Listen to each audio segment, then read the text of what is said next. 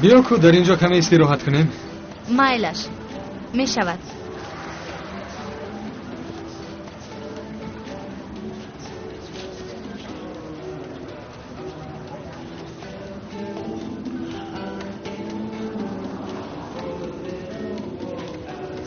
چی شد بیا خیر؟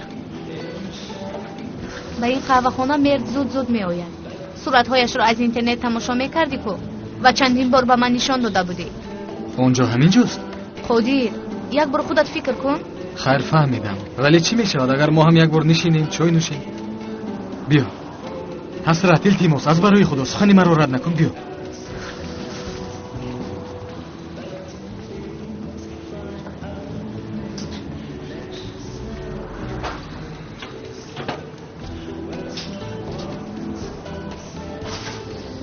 با آنها نگاه کن. اکا و اپای مرد نیستن؟ بله همونهایم. در اینترنت صورتهایشون پنج شده است. واه،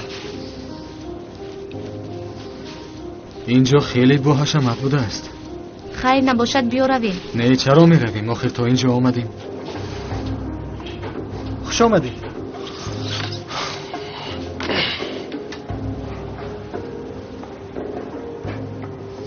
از برای خدا اینجا یک کلمه ترکی نویسید تا که مقصد شما را فهمیم. این رو بین. قهوه دورزو، قهوه کارتو، چیستیرتو، پیستیرتو، استیرتو. خیر یکی اش را انتخاب کن و تمام.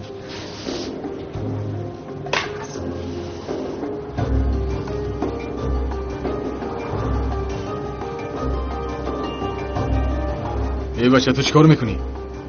آها، آخر دیگران به خبر نمونند. نگاه کن، این پکچیزاده ها به شهر آمدند.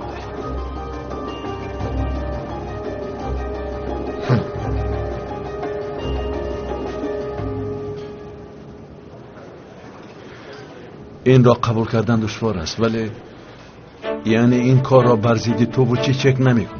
این پول را به من دخل دارد. فهمانده توانستم. این به من دخل دارد.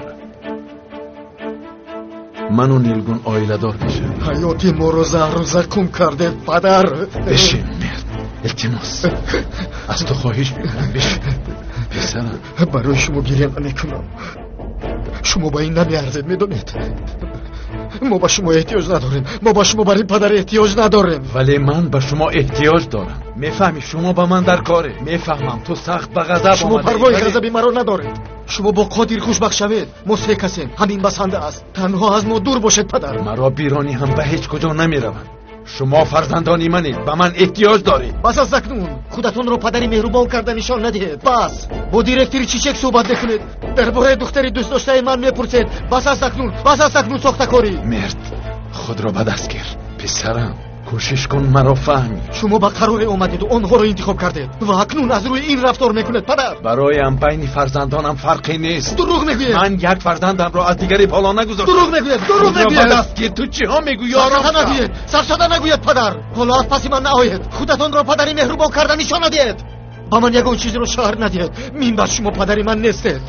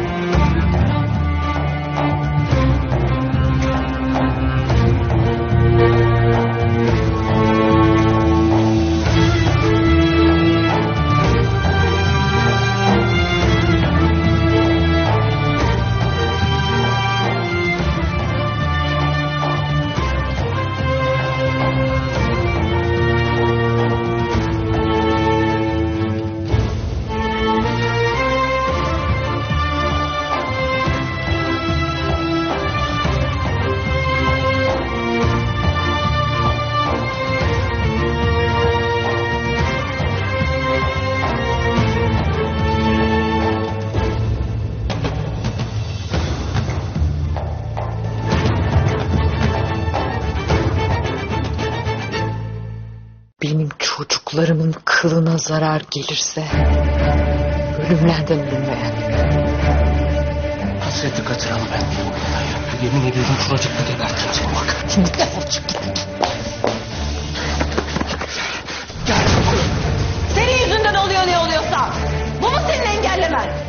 Sen yaptığın iğrençliği Nilgün'e nasıl anlattın? Hiç mi utanmadın? Hiç mi yüzün kızarmadı? Abi her şeyi halledecek, tamam mı?